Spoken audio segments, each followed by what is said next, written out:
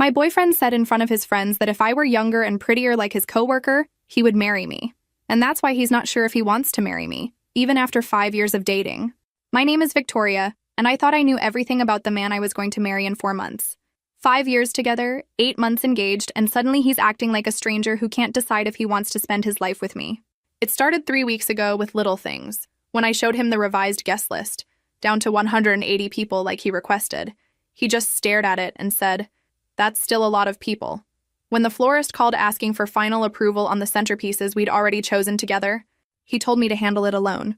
"You know I trust your judgment," he said, but there was something hollow in his voice. The venue coordinator called yesterday about the final headcount deadline.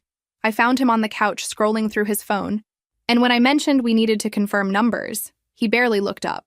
"Can we talk about this later? I'm tired." But he wasn't tired enough to stop scrolling for another hour.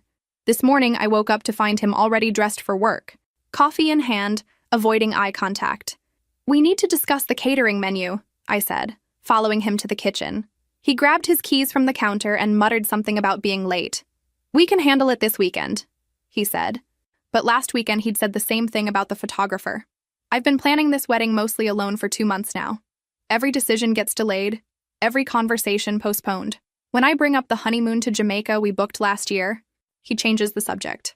When I mention the marriage counseling session his sister recommended, just to make sure we're on the same page before the big day, he says we don't need it. "Everything's fine," he keeps saying. I'm just stressed about work. But work has always been demanding, and he never used to retreat like this. The man who proposed to me 8 months ago in front of my entire family at Christmas dinner has become someone who flinches when I mention our future. The man who used to plan surprise weekend trips now acts like planning our life together is a burden. Last night I tried to recreate our first date, Chinese takeout and a movie on the couch. I thought maybe if we could reconnect without the wedding pressure, we'd find our way back to each other. Instead, he spent most of the evening checking messages from coworkers and barely touched his lo mein. "Is there something you want to tell me?" I finally asked during the movie credits. He looked at me then, really looked at me, and for a moment I saw something that terrified me. Doubt. Hesitation. Like he was seeing me clearly for the first time and wasn't sure he liked what he found. "No," he said quietly. "Everything's fine." But everything isn't fine, and we both know it. The invitations are already sent out. Elegant ivory cards with gold lettering that took us 3 hours to pick at the stationery store. My dress is hanging in the closet, a size 6 ivory silk gown with delicate beading that my mother cried over when I first tried it on. The reception hall is booked, the band confirmed, the flowers ordered. 200 people are planning to celebrate our love story in 16 weeks, and yet the groom can't seem to discuss any of it without looking like he wants to bolt. I keep thinking about how he used to talk about our future. He'd mention the house we'd buy, how many kids we wanted, where we'd retire. He'd trace patterns on my back while we lay in bed Sunday mornings and describe the kitchen we'd renovate together, the garden we'd plant, the trips we'd take for our anniversary. Those conversations feel like they happen to different people. Now, when I mention looking at houses in better school districts, he goes quiet. When I bring up opening a joint savings account like we planned, he says we should wait until after the honeymoon. When I suggest we start trying for a family next year like we used to talk about, he pretends he didn't hear me. I've started keeping a mental list of all the conversations we're not having. The photographer wants to know our preferred poses for couple shots. The band needs our first dance song choice. The travel agent is waiting for our honeymoon preferences beyond somewhere tropical. My maid of honor keeps asking when we're doing the bachelor and bachelorette parties. Soon, I keep telling everyone. We'll figure it out soon. But soon never comes, because the man I'm supposed to marry in 4 months acts like planning our wedding is a chore he keeps hoping will go away. The man who once surprised me with weekend trips to wine country now can't commit to choosing between chicken or salmon for our wedding dinner. Tomorrow we meet with Pastor Williams for our final counseling session. I've been looking forward to it for weeks, hoping that talking through our concerns with someone neutral might help us reconnect. But as I watch him scroll through his phone again tonight, avoiding another conversation about seating arrangements, I wonder if he'll even show up.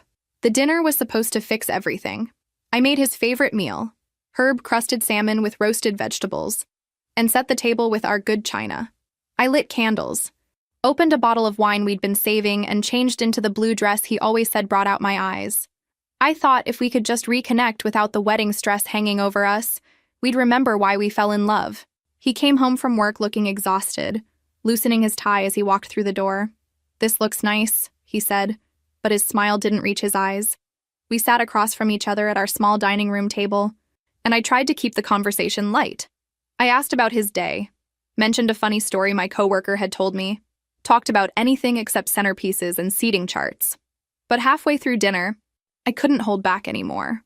"We need to talk about what's been happening," I said, setting down my fork. "You've been distant for weeks. Every time I bring up the wedding, you shut down. If you're having second thoughts, I need to know." He stopped chewing and looked at me with an expression I couldn't read. For a long moment, neither of us spoke. The candles flickered between us, casting shadows that made his face look older, more tired than I'd ever seen it. "I don't know if I'm ready for this," he finally said. The words hit me like a physical blow. 5 years together, 8 months engaged, 16 weeks before our wedding day. And now he doesn't know if he's ready. "Ready for what, exactly?" I asked, trying to keep my voice steady. "Marriage. All of it. The commitment, the expectations, He gestured vaguely at the space between us. "The forever part." I felt something cold settle in my stomach. "What changed? You proposed to me. You got down on one knee in front of my entire family and asked me to spend my life with you. What's different now?" He ran his hands through his hair, a gesture I'd always found endearing but now seemed like he was trying to escape from his own thoughts. "The guys at work have been talking about marriage, about how it changes everything, how you lose your freedom, your identity, how women change after the wedding, become demanding and controlling." "The guys at work?" I repeated, unable to believe what I was hearing. "You're getting marriage advice from your single coworkers?" "It's not advice exactly, it's just perspective. They've seen their friends get married and watched how everything changed. How the woman they fell in love with becomes someone different once she has that ring and that commitment." I stared at him across our half-eaten dinner, at this man I thought I knew completely. "Do you think I'm going to change? After 5 years together, do you really think a marriage certificate is going to transform me into some demanding monster?" He couldn't meet my eyes. I don't know what to think anymore. The conversation spiraled from there. He talked about feeling pressured, about wondering if we were getting married because it was expected rather than because we truly wanted to. He mentioned friends who'd gotten divorced, statistics he'd heard about marriage failure rates, fears about becoming trapped in something he wasn't sure about. I tried to reason with him, to remind him of all the conversations we'd had about our future, all the plans we'd made together. But every point I made seemed to bounce off him like he'd already made up his mind to doubt everything we'd built together. We barely touched our food after that. The wine went flat, the candles burned down to stubs, and we sat in increasingly uncomfortable silence until he finally got up and started clearing the table. "I think I need some space to think," he said as he loaded the dishwasher. "Space to think about what? About whether you want to marry me after 5 years together? About whether I'm ready for marriage at all?" That night, he slept on the couch. I lay awake in our bed, staring at the ceiling and trying to process what had just happened. The man I was planning to spend my life with had essentially told me he wasn't sure he wanted to spend his life with me. The next morning, he was gone before I woke up. He'd left a note saying he was going out with friends and would be home late. As I sat alone at our kitchen table with my coffee, I realized he'd rather spend Saturday discussing our relationship with his coworkers at a bar than working through our problems with me. The call came at 2:47 on Sunday afternoon. I was folding laundry, trying to keep busy while he was still out with his friends from the night before, when my phone rang. The caller ID showed a number I didn't recognize, but something made me answer. "Victoria? This is Mike from your fiancé's accounting department." I knew Mike vaguely. They'd worked together for about 3 years, and I'd met him at a few office parties. He sounded uncomfortable, like he'd rather be anywhere else than making this phone call. "Hi, Mike. Is everything okay?" There was a long pause. "Look, I've been debating whether to call you all morning, but I think you deserve to know what happened last night." My stomach dropped. "What do you mean?" "We were all at Murphy's Pub, you know, the place downtown with the pool tables. Your fiancé had quite a few drinks, and the conversation turned to relationships, marriage, that kind of thing. Some of the guys were giving him grief about settling down, asking if he was really ready to give up the single life. I sat down heavily on the couch, my hands suddenly shaking. "What did he say?" Mike took a deep breath. He said, God, I hate repeating this, but he said if you were younger and prettier like his coworker Emma, he'd marry you without hesitation. He said that's why he's not sure about the wedding, because he keeps wondering if he could do better. The words hit me like a slap. I felt the blood drain from my face, and for a moment I couldn't breathe. He said, "What?" "I'm sorry, Victoria. I really am." Most of us were shocked. It was cruel and completely out of line, but Tom just kept going. talking about how Emma is only 25 with this perfect figure, while you're 31 and... Mike's voice trailed off. While I'm 31 and what? I managed to ask, though I wasn't sure I wanted to hear the answer. He said you're getting older, that you've put on weight since you got engaged, and that sometimes he wonders what it would be like to be with someone younger and more attractive. He was comparing you to Emma all night. Her body, her face, her age. It was disgusting. I felt like I was going to be sick. This was the man who'd told me I was beautiful every day for 5 years. The man who'd proposed to me in front of my family, who'd promised to love me for better or worse. And he was sitting in a bar with his friends, discussing my physical shortcomings and comparing me to a 25-year-old coworker like I was a used car he was considering trading in. Why are you telling me this? I asked, my voice barely a whisper. Because you deserve better, Mike said firmly. Because what he said was wrong. And because I have a daughter. And I'd want someone to tell her if her fiancé was talking about her that way. The other guys were uncomfortable too, but nobody else had the guts to call you. After I hung up, I sat on the couch in stunned silence. Emma. I knew who she was. She'd started in his department about 6 months ago, fresh out of college with bright eyes and an enthusiasm for everything. I'd met her at the company Christmas party, and she'd seemed nice enough. Young, pretty, bubbly in that way that only comes with being 25 and having the whole world ahead of you. I'd never felt threatened by her because I'd trusted him completely. Now I realized how naive that had been. The front door opened at 6:30, and he walked in looking slightly hungover but trying to appear normal.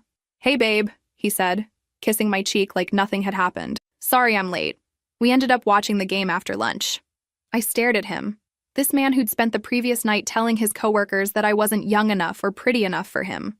Who'd been comparing my 31-year-old body to that of a woman 6 years younger.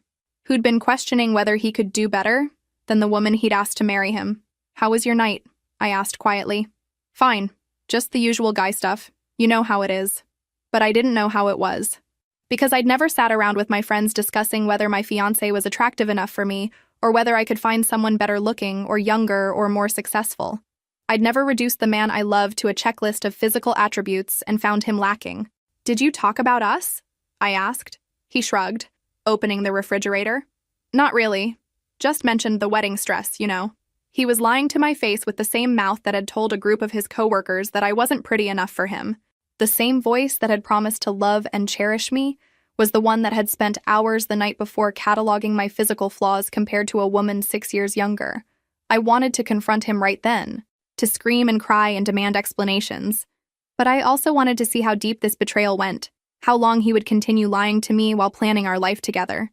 So I just nodded and went back to folding laundry, my hands shaking as I tried to process that the man I was going to marry in 15 weeks thought I wasn't good enough for him. The call from his mother came Tuesday morning while he was at work. I almost didn't answer. I'd been avoiding most phone calls since Mike's revelation, not trusting my voice to sound normal. But something about seeing her name on the screen made me pick up. Victoria, honey, I need to talk to you, she said, and I could hear tears in her voice. Can we meet for coffee today? It's important. An hour later, I sat across from her at our usual cafe downtown, watching this woman who'd been like a second mother to me for 5 years struggle with words she clearly didn't want to say. She kept fidgeting with her coffee cup, starting sentences and stopping, looking everywhere except at my face. I heard about what happened Saturday night, she finally said. My son came by Sunday evening, and he was drunk and rambling about work stress and wedding pressure. But then he started talking about this Emma girl, and she shook her head. I can't stay quiet about this anymore. What did he tell you? I asked, though I wasn't sure I wanted to know. He's obsessed with her, Victoria. Not just attracted, obsessed. He talks about her constantly when he thinks no one's listening. He mentions what she wore to work, what she said in meetings, how she laughs at his jokes.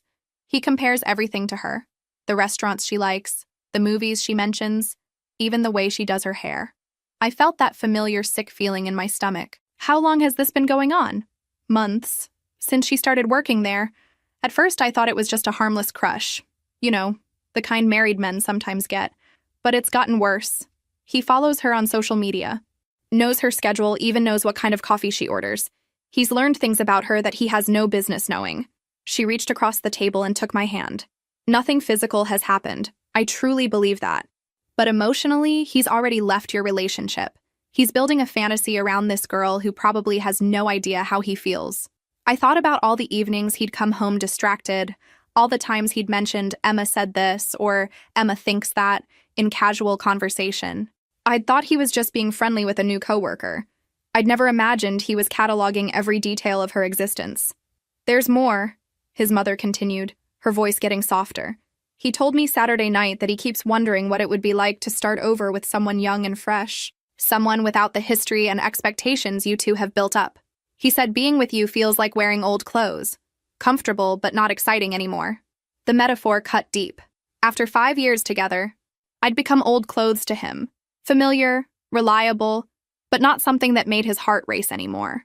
"Why are you telling me this?" I asked, echoing the question I'd asked Mike. Her eyes filled with tears. "Because I see my own marriage in this situation.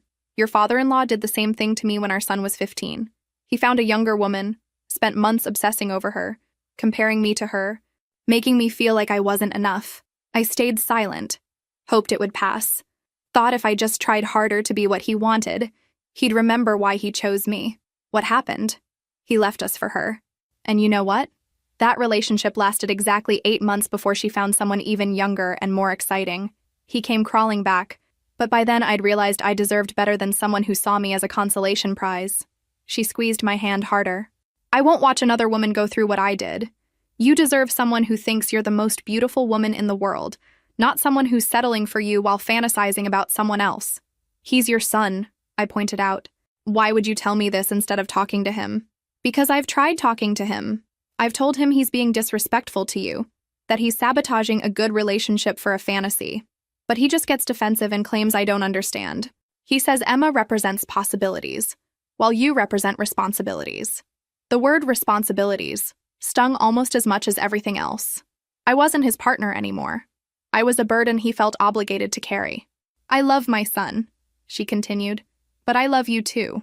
And I won't watch him destroy you the way his father tried to destroy me. You're 31 years old, Victoria. You're beautiful, intelligent, successful, and kind. Don't waste any more time on a man who can't see your worth." After she left, I sat in the cafe for another hour, processing everything she'd told me. The man I was supposed to marry in 14 weeks wasn't just having cold feet about marriage. He was actively fantasizing about being with someone else.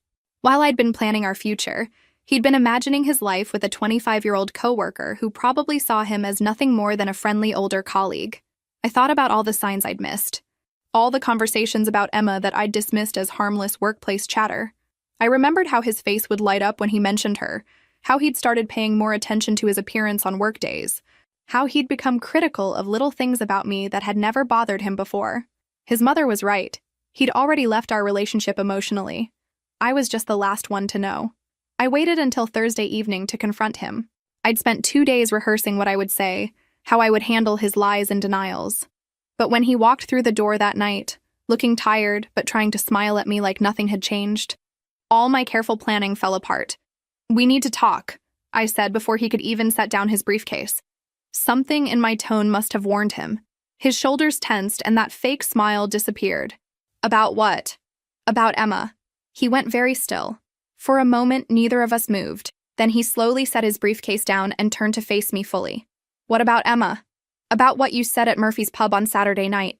About how if I were younger and prettier like her, you'd marry me without hesitation. About how you've been wondering if you could do better." His face went white, then red. "Who told you that? Does it matter? Is it true?" He opened his mouth, closed it, then ran his hands through his hair in that gesture that used to seem endearing, but now just looked like guilt. "It's not what it sounds like." "Then explain it to me. Explain how telling your coworkers that your fiancé isn't young enough or pretty enough for you is not what it sounds like." I was drunk. The guys were giving me grief about settling down, and I said some stupid things. "It doesn't mean anything." "Stupid things?" I stepped closer to him. "You reduced our 5-year relationship to my appearance compared to a 25-year-old. You told a room full of people that I'm not attractive enough for you. How is that just a stupid thing?" He started pacing around our living room, avoiding my eyes. "You're taking this out of context. I was processing some feelings about the wedding, about commitment. It wasn't about you specifically. It was absolutely about me specifically. You used my name. You compared my body to hers. You talked about my age like it was a defect. I didn't mean it that way." "Then how did you mean it?" "Because from where I'm standing, it sounds like you've been fantasizing about being with someone else while planning to marry me." Finally, he stopped pacing and looked at me directly. Fine. Yes. I've noticed Emma. She's attractive, she's young, she's different from what I'm used to. But I've never acted on it. I've never even talked to her outside of work. But you've thought about it. Yes. I've thought about what it might be like. The admission hung in the air between us like a physical thing. After 5 years together, after 8 months of engagement, after all our plans and promises, he was admitting to fantasizing about another woman. What exactly have you thought about? I asked, my voice deadly quiet. I can't tell you that. You can, and you will. Because I'm not marrying a man who sees me as his second choice. He sank into our armchair, looking defeated. She's uncomplicated. She's excited about everything, enthusiastic about life. She doesn't have expectations about the future or demands about commitment. When I see her, I remember what it felt like to be young and have possibilities instead of responsibilities. Responsibilities. That's what I am to you now? That's not what I meant. It's exactly what you meant. Your mother told me you said I represent responsibilities while Emma represents possibilities. His head snapped up. You talked to my mother? She called me. She's watched you obsess over this girl for months. She knows about the social media stalking, the way you memorize her schedule, how you light up when you talk about her. She told me because she didn't want to watch me go through what she went through with your father. For the first time, he looked genuinely ashamed. I didn't realize I was being that obvious. You weren't being obvious, you were being obsessed. Do you follow my social media that closely? Do you know my coffee order by heart? Do you pay attention to what I wear or say the way you do with her? He couldn't answer, which was answer enough. Here's what I need to know, I continued. If Emma walked up to you tomorrow and said she wanted to be with you, would you leave me for her? That's not a fair question. It's the only question that matters. Would you? He stared at the floor for a long time. When he finally looked up, his eyes were filled with a confusion that broke my heart. I don't know. After 5 years together, after promising to spend your life with me, you don't know if you'd choose me over a fantasy about a 25-year-old coworker? It's not that simple. It absolutely is that simple. Either you want to marry me, or you don't. Either you think I'm beautiful and worth committing to, or you think you can do better with someone younger and prettier. There's no middle ground here. He was quiet for so long I thought he might not answer at all. When he finally spoke, his voice was barely audible. Sometimes I look at you and I see our whole future laid out. The mortgage, the kids, the routine, growing old together. And sometimes that feels like enough, like what I want. But other times, I look at Emma and I see adventure and excitement and the possibility of feeling young again. So you're saying I'm boring. I'm saying you're safe. And maybe I'm not ready for safe. The words landed like physical blows. Safe, boring, responsible. A consolation prize compared to the excitement of someone younger and prettier. After everything we'd built together, I'd become the sensible choice he wasn't sure he wanted to make. I couldn't sleep after our conversation. By Friday afternoon, I'd made a decision that might have been crazy but felt necessary. I needed to hear Emma's side of the situation. If my fiancé was building a fantasy around her, I wanted to know if she was aware of it, or if she was as innocent in this as I hoped. I knew where she worked. The same accounting firm as him, 3 floors down. I also knew she usually grabbed coffee from the shop across the street around 3 p.m., because he'd mentioned it enough times for me to memorize her routine along with him. I waited outside the coffee shop, feeling like a stalker but needing answers. When she emerged with her usual vanilla latte, I approached her before I could lose my nerve. Emma? I'm Victoria. I'm engaged to your coworker from the 7th floor. She looked confused for a moment, then recognition dawned. Oh, from the Christmas party. Hi, how are the wedding plans going? Her enthusiasm was genuine, which somehow made everything worse. She had no idea that my fiancé had been using her as ammunition against our relationship. That's actually what I need to talk to you about. Could we sit down for a few minutes? We found a table in the corner of the coffee shop, and I watched her face as I explained what had happened. Her initial confusion gave way to shock, then disgust, then something that looked like genuine anger. He said, "What about you?" she asked, her voice rising. That if I were younger and prettier like you, he'd marry me without hesitation, that he wonders if he could do better. Oh my God. She covered her face with her hands. Victoria, I am so sorry. I had no idea he was thinking about me that way, let alone comparing us. So you've never encouraged him, never flirted or given him signals? Absolutely not. She looked horrified. He's engaged. And even if he wasn't, He's 15 years older than me and my supervisor's colleague. I've always been completely professional with him, but he knows a lot about you. Your schedule, your coffee order, what you post on social media. Her expression darkened. I've noticed him around more than seemed normal. He always happens to be in the break room when I am.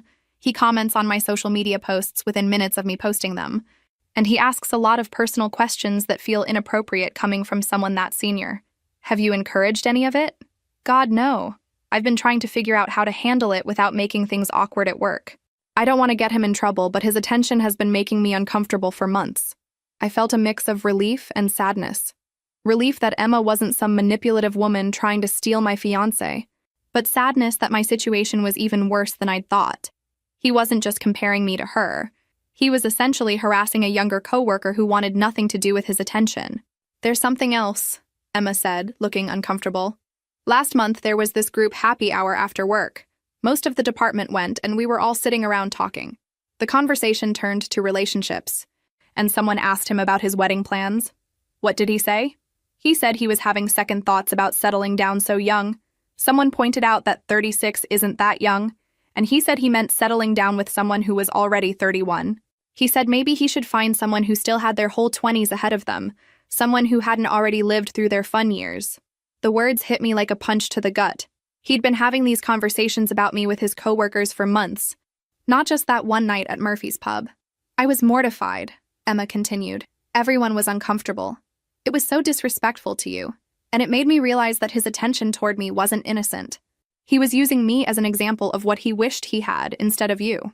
Did anyone say anything to him? A couple of people tried to change the subject, but he kept going. He talked about how marriage was supposed to be about settling down, but he wasn't sure he wanted to settle. He said looking at younger women in the office made him question whether he was ready to commit to someone his own age. I felt sick. This wasn't a momentary lapse in judgment brought on by pre-wedding jitters. This was a pattern of disrespect that had been going on for months. I want you to know, Emma said, leaning forward earnestly, that using someone as a measuring stick against their partner is disgusting. You deserve so much better than a man who talks about you that way behind your back. Thank you for being honest with me. Can I be even more honest? She asked. From what I've observed, he has this fantasy about me that has nothing to do with who I actually am. He thinks I'm this carefree, exciting person because I'm 25, but I work 60-hour weeks, I live with 2 roommates to afford rent, and I spend most of my free time studying for my CPA exam. I'm not more fun or exciting than you. I'm just younger, and he's projecting all these ideas onto me. What kind of ideas? That I'm spontaneous, that I don't have expectations, that I'd be grateful just to be with someone like him. But the truth is, I want the same things most women want. Respect, commitment, partnership. The idea that I'd be some low-maintenance fantasy girlfriend is insulting to both of us. As I walked back to my car, I realized that Emma had given me more respect and honesty in 30 minutes than my fiancé had given me in months. She was right.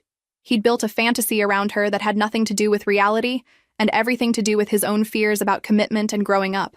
But knowing that didn't make the betrayal hurt any less. If anything, it made it worse. He wasn't just comparing me to another woman. He was comparing me to an imaginary version of another woman that existed only in his mind. I arranged the dinner for Sunday evening at his parents' house. His mother had offered to host after I called her Saturday morning, my voice shaking as I told her what I'd learned from Emma. She'd been quiet for a long moment before saying, "It's time for some hard truths in this family." He didn't want to come. When I told him his parents wanted to discuss the wedding situation, he tried to make excuses about work and stress and not wanting to involve family in our personal problems. But I made it clear this wasn't optional. If he wanted any chance of salvaging our relationship, he needed to face the people who'd watched him disrespect me for months. His father was already seated at the dining room table when we arrived, looking uncomfortable, but determined. His mother had set out her good china, as if the formal setting might lend gravity to what was about to happen. I sat across from my fiancé, with his parents flanking us like referees in a boxing match. Before anyone says anything, I began, I want to make something clear. I'm not here to be talked into staying in this relationship. I'm here because I think you all deserve to hear exactly what's been happening, and what kind of man you've been defending. His father frowned. Victoria, I'm sure whatever problems you two are having can be worked out. Can they? I interrupted. Can you work out the fact that your son has spent months telling his coworkers that I'm too old and not pretty enough for him? That he's been obsessing over a 25-year-old colleague and using her as proof that he could do better than me? The silence that followed was deafening. I could see his father processing the words, his expression shifting from confusion to disgust. His mother just nodded sadly, as if she'd been expecting this moment for months. "Tell them," I said to my fiancé, who was staring at his plate. "Tell your parents what you told your coworkers about me." "This is private," he mumbled. "Nothing about this is private anymore. You made it public when you discussed my inadequacies with a room full of people. So tell them. Tell your father what you said about my age and my appearance." He finally looked up, his face flushed with shame and anger. "Fine. I said some things I shouldn't have said. I was drunk and frustrated about the wedding pressure, and I made some comparisons I shouldn't have made." "What kind of comparisons?" his father asked, his voice dangerously quiet. I said that if Victoria were younger and more attractive like a woman I work with, I'd be more excited about getting married." His father's face went white, then red. "You said, what about the woman you're supposed to marry in 3 months?" "I was drunk. Being drunk doesn't make you say things you don't believe," his mother said sharply. "It just makes you say things you normally keep to yourself. Is that really how you see Victoria? As too old and not pretty enough? It's complicated."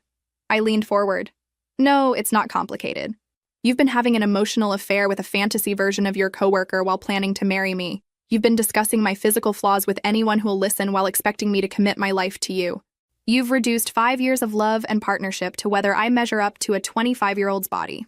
"I never had an affair," he protested. "You followed her social media obsessively. You memorized her schedule.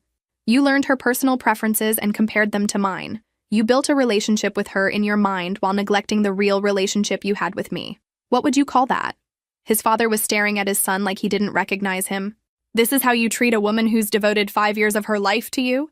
This is how you prepare for marriage? You don't understand the pressure I've been under." "I understand pressure," his father snapped. "I've been married to your mother for 42 years. I understand cold feet and wedding stress and wondering if you're making the right choice. But I have never, not once, sat in a bar with my friends and discussed whether my wife was attractive enough for me." "Your mother went through enough disrespect from your father when you were a teenager," his mother added, her voice trembling with barely contained anger. "I will not watch her go through the same thing with you." I felt a surge of gratitude toward these people who had every reason to side with their son, but chose to stand with me instead. "Here's what I want you all to understand," I said, my voice steady despite the emotions churning inside me. "I don't care if you want someone younger and prettier. I don't care if you think Emma or any other woman would make you happier. What I care about is that you think it's acceptable to treat me this way while asking me to marry you." I stood up, surprising everyone at the table. I spent 5 years loving a man I thought loved me back. I spent 8 months planning a wedding with someone who was fantasizing about being with someone else. I've been patient and understanding about your cold feet and your stress, but I will not be patient about being disrespected and degraded. "Victoria, please sit down," his mother said gently. "Let's talk this through." "There's nothing to talk through. He's shown me exactly how he sees me, and I'm finally listening. You can find someone younger and prettier if that's what you want. But you won't find someone who loved you the way I did, or someone who would have been as loyal as I've been. And I guarantee you won't find someone who'll put up with being your second choice." I walked toward the door, then turned back to face him one last time. "The wedding is off. You can explain to the guests why. You can deal with the deposits and the cancellations, and you can spend the rest of your life wondering if the fantasy was worth losing the reality." As I drove home, I felt something I hadn't experienced in months. Relief. For the first time since this nightmare began, I wasn't trying to save a relationship with someone who didn't value me. I was finally walking away from someone who saw me as not good enough, and toward a future where I wouldn't accept anything less than being someone's first choice. The cancellation announcements went out Monday morning. I'd spent Sunday night crafting a simple, dignified message. Victoria and his name have mutually decided to call off their wedding. They ask for privacy during this time and appreciate everyone's understanding. But by Wednesday, the real story was making its way through our social circles. And it wasn't coming from me. His mother called me that afternoon, sounding both apologetic and furious. "I thought you should know that Emma filed a complaint with HR yesterday. Apparently, his behavior toward her was worse than any of us realized." "What kind of complaint?" "Sexual harassment. She documented months of inappropriate attention. Him finding excuses to be near her workstation, commenting on her appearance, asking personal questions about her dating life, even following her to the parking garage after work hours. She finally decided to speak up after learning about what he said at Murphy's pub. I felt a mix of vindication and disgust. Emma had been dealing with harassment while I'd been planning my wedding to her harasser. There's more, his mother continued. HR interviewed other people in the department, and apparently his behavior was an open secret. Multiple co-workers witnessed inappropriate comments and attention. They're conducting a full investigation. Is he going to lose his job? He's been suspended pending the investigation. And honestly, Victoria, I hope he faces consequences. What he did to you was horrible, but what he did to that poor girl was predatory. The story spread through our friend groups like wildfire. By Friday, I was getting calls and texts from people I hadn't talked to in months, all expressing shock and support. The narrative that emerged wasn't the one he'd probably hoped for. Mike from his office called to check on me. I wanted you to know that most of us are disgusted by what happened. The way he talked about you, the way he pursued Emma despite her obvious discomfort. It's opened a lot of our eyes about who he really is. How is he handling the HR investigation? Not well. He's been calling people, trying to get us to downplay what we witnessed or heard. He even had the nerve to ask me to change my story about the Murphy's pub incident. He claims he was just venting about wedding stress, not seriously comparing you to Emma. But you were there. You heard what he actually said. I heard him spend 2 hours systematically tearing down everything about you, while building up fantasies about a woman young enough to be his little sister. There's no spin that makes that acceptable. The social media fallout was swift and brutal. Someone had screenshotted his excessive interactions with Emma's posts. The immediate likes, the flirty comments, the way he'd started mirroring her interests in his own posts. Friends began connecting the dots between his online behavior and the canceled wedding. My maid of honor posted a simple message. Some people show you who they really are when they think no one is watching. I'm proud of my friend for choosing self-respect over settling for someone who couldn't see her worth. The comments that followed were overwhelmingly supportive of me and critical of him.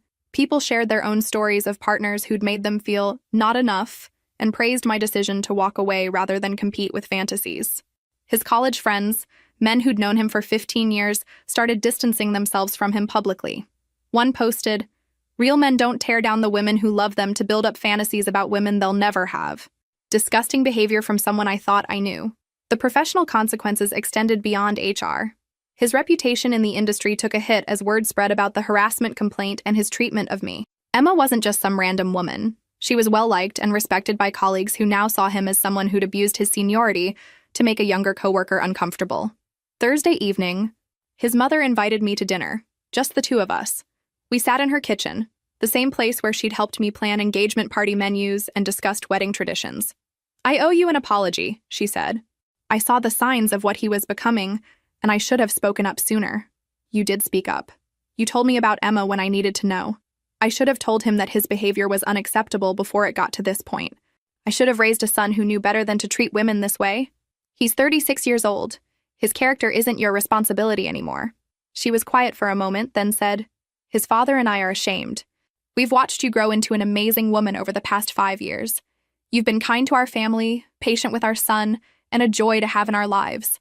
The way he repaid that loyalty is unforgivable. Thank you for saying that.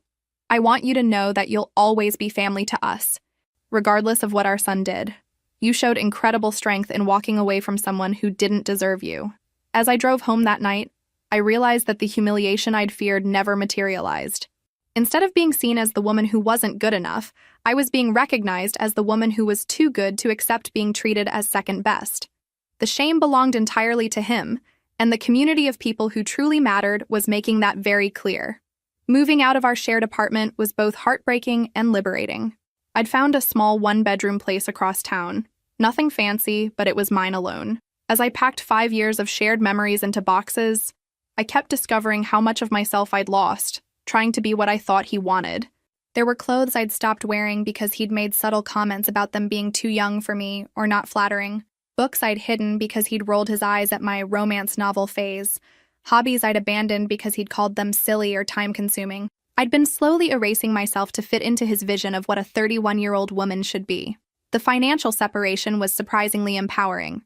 For years, I'd deferred to his opinions on money. He made slightly more than me and had strong opinions about practical purchases. Now, sorting through our joint expenses, I realized how much of my own financial independence I'd given up. I'd been splitting everything equally despite him controlling most of the decisions. You know what the craziest part is? I told my sister as we unpacked boxes in my new kitchen. I actually make decent money. I've been successful in my career. I have good savings. I can afford this place on my own. But somehow I let him convince me that I needed his approval for every purchase over $50. He was controlling you financially too? Not overtly. But he had this way of making me feel guilty about spending money on myself. If I wanted new clothes, he'd ask if I really needed them.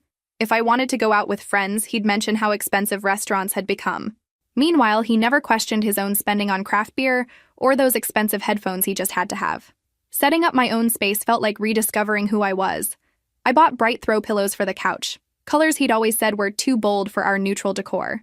I hung up artwork I loved but had kept in storage because he'd called it too feminine.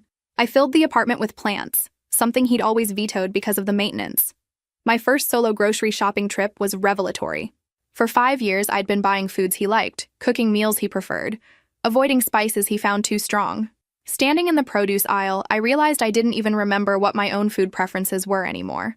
I bought ingredients I hadn't cooked with in years: fresh ginger, exotic mushrooms, the spicy peppers I'd loved before he'd complained they upset his stomach.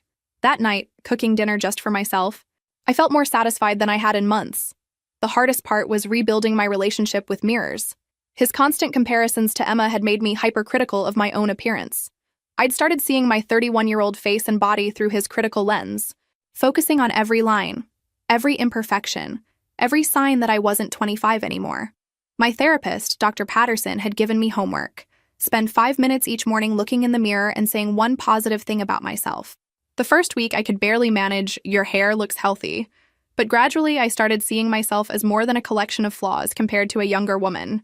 I have kind eyes, I told my reflection on a Thursday morning. I have strong hands that create beautiful things.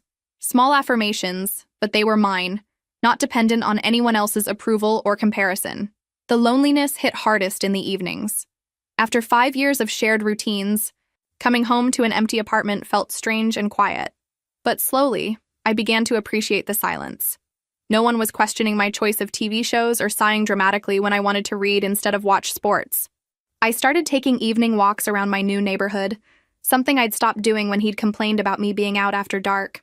I discovered a bookstore 3 blocks away, a coffee shop that made amazing lavender lattes, a small park where I could sit and think without interruption. 3 weeks into my new life, I ran into an old college friend at that coffee shop. Maria took one look at me and said, "You look different. Lighter somehow." "I feel different," I admitted. Like I'm remembering who I used to be before I started trying to be someone else's ideal woman. The breakup was hard, but it was the right choice. The breakup was devastating, but staying would have destroyed me slowly. I was becoming smaller and smaller, trying to fit into his vision of what I should be. Now I'm remembering that I'm allowed to take up space. That night, I did something I hadn't done in years. I took a long bath with expensive bath salts, lit candles around the tub, and read a romance novel without feeling guilty about it. It was a small act of self-care, but it felt revolutionary. I was learning that rebuilding self-esteem wasn't about convincing myself I was perfect. It was about remembering that I was enough, exactly as I was. Not too old, not too demanding, not too much. Just enough. He showed up at my apartment on a Tuesday evening, 6 weeks after I'd moved out. I saw him through the peephole, standing in the hallway looking nervous and rehearsed, probably having practiced whatever speech he'd prepared.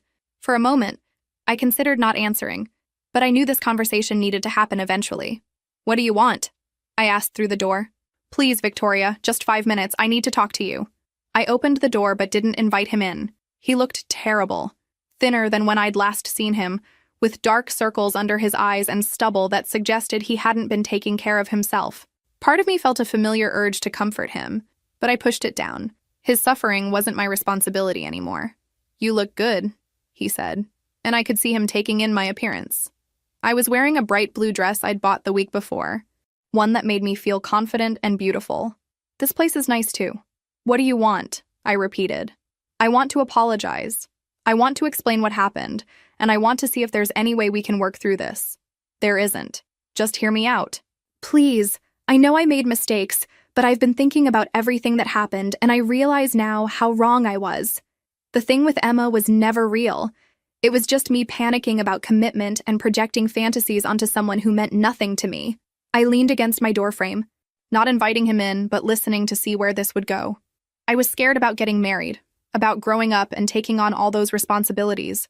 When I saw Emma, she represented this fantasy of staying young, of not having to face adult commitments. But it was never about her specifically, and it was never about you not being enough. So you destroyed our 5-year relationship because you were scared of growing up? I know how it sounds, but I've had time to think, and I realize what a mistake I made. You're the best thing that ever happened to me. You're beautiful, intelligent, successful, kind, everything I should want in a partner. I was an idiot to let my fears make me forget that. His words might have moved me 6 weeks earlier, but now they just sounded hollow. Do you hear yourself? You're talking about me like I'm a good deal you almost passed up. Like I'm a sensible choice you should appreciate more. That's not what I mean. It's exactly what you mean. You're not saying you love me passionately or that you can't live without me. You're saying I'm a good catch that you were foolish to undervalue. You're still seeing me as a practical decision rather than the love of your life. He stepped closer, and I could smell his familiar cologne. I do love you. I've always loved you. No. You loved the idea of me. You loved having a girlfriend who was stable and supportive and easy to be with. But when it came time to commit to me as a real person, someone who ages, someone who has needs and expectations, someone who isn't a fantasy, you balked. I'm ready to commit now. I want to marry you, have the life we planned together. Because your fantasy didn't work out? Because Emma filed a harassment complaint and you realized she was never interested in you? Because your reputation is damaged and you need someone loyal to help rebuild it? His face flushed. It's not like that. Then tell me, if Emma had been interested in you, would you be here right now trying to win me back? He was quiet for too long, which was answer enough. That's what I thought. You don't want me back because you realized I'm amazing and you made a mistake. You want me back because I'm safe and available and willing to forgive you. You want me back because starting over with someone new would be difficult, and I represent the easy path. Victoria, please. I know I hurt you, but we can get past this. We have 5 years of history together. That has to count for something. It does count for something. It counts as 5 years of my life that I gave to someone who saw me as his consolation prize. 5 years of loving someone who was always wondering if he could do better. I straightened up, preparing to close the door. I've learned something important over the past 6 weeks. I'd rather be alone than be with someone who sees me as the sensible choice. I'd rather start over completely than spend my life with someone who settled for me. I wasn't settling. I chose you. You chose me because I was there, because I was convenient, because I fit into your life without requiring too much adjustment. But you never chose me because you thought I was the most amazing woman in the world. And that's what I deserve. Someone who chooses me because they can't imagine being with anyone else. You're being unrealistic. That kind of fairy tale love doesn't exist in real life. Maybe not. But I'd rather spend my life searching for it than accepting someone who thinks loving me is a reasonable compromise. He stood there for another moment, seeming to realize that no argument was going to change my mind. I hope you find what you're looking for, he said finally, though his tone suggested he thought I was making a mistake. I hope you grow up and learn to value the people who love you before they get tired of not being valued. After I closed the door, I leaned against it for a few minutes, processing the conversation. I felt sad but not regretful. He'd confirmed everything I'd suspected, that he saw me as the safe choice he should have been grateful for, not the irreplaceable love of his life. For the first time since this whole nightmare began, I was absolutely certain I'd made the right choice. 2 months after his failed reconciliation attempt, I was surprised to receive a text from his mother asking if I'd like to meet for lunch. I'd been wondering if maintaining that relationship was healthy or wise, but something about her message felt important. We met at a small bistro downtown, the kind of place where we used to plan family gatherings and holiday menus. She looked older than I remembered, more tired, but her smile was genuine when she saw me. "You look wonderful," she said, embracing me warmly, truly radiant. "Thank you. How are you doing with everything?" She sighed as we sat down. "It's been difficult. Watching your child make such destructive choices, realizing you raised someone capable of treating people that way, it changes how you see yourself as a parent. His choices aren't a reflection of your parenting. He's an adult who made selfish decisions. Perhaps. But I keep thinking about the conversations I should have had with him about respecting women, about what real love looks like. Maybe if his father and I had modeled a healthier relationship, he would have understood that love isn't about finding the perfect person. It's about choosing to see someone as perfect for you. I thought about what she was saying. What's happened with him since the HR investigation? He was terminated. The investigation found a pattern of inappropriate behavior not just toward Emma, but toward other young women in the office over the past few years. Apparently, he'd created an uncomfortable environment for several people. I felt a mix of satisfaction and sadness. Is he facing any legal consequences? Emma chose not to pursue criminal charges, but she did file a civil complaint. His reputation in the industry is essentially destroyed. He's having trouble finding work, and most of our mutual friends have distanced themselves from him. I'm sorry you're dealing with the fallout from his choices. Don't be sorry. I'm proud of Emma for standing up for herself, and I'm proud of you for refusing to accept being treated as second best. You've both shown more courage than my son ever has. She paused, choosing her words carefully. I wanted to see you because I need you to know that losing you isn't just his loss. It's ours too. You've been like a daughter to me for 5 years. I understand if maintaining a relationship with his family isn't something you want, but I hope you know that our love for you isn't conditional on your relationship with him. I felt tears prick my eyes. I've missed you too, but I wasn't sure if it would be appropriate to maintain contact. More than appropriate, necessary. Your family, Victoria. Real family. And real family doesn't abandon each other when things get complicated. We spent the rest of lunch catching up on my new life, my therapy progress, and my plans for the future. She told me about the trip to Europe she'd been planning with his father, something they'd put off for years while enabling their son's poor choices. We're learning to stop making excuses for him, she admitted. For too long, we justified his behavior, blamed his stress or his fears instead of holding him accountable. Watching what he did to you was a wake-up call. What's he doing now? Living in a studio apartment across town, working temporary jobs while trying to rebuild his reputation. He started therapy, which is overdue by about 20 years. But honestly, I don't know if he's capable of the kind of genuine self-reflection that real change requires. Do you think he understands what he lost? I think he understands that he lost something valuable. But I don't think he understands why his behavior was so destructive, or how to avoid repeating the same patterns. He still talks about what happened like it was a series of unfortunate misunderstandings rather than deliberate choices to disrespect you. After lunch, she walked me to my car. I want you to promise me something, she said. Promise me you won't settle for less than you deserve in your next relationship. Promise me you'll hold out for someone who sees you the way you should be seen, as an incredible woman who any man would be lucky to have. I promise. I'm learning what healthy love looks like, and I won't accept anything less. Good. And promise me you'll stay in touch. Just because my son was too foolish to appreciate you doesn't mean the rest of us don't recognize what we almost lost. That evening, I called Dr. Patterson to discuss the lunch. How did it feel to maintain that relationship? She asked. Healing, actually. It reminded me that the problem wasn't with me. It was specifically with him. His own family recognizes that he treated me badly and that I deserved better. That's significant progress. You're learning to separate your worth from his inability to see it. I'm also learning what I actually want in a relationship.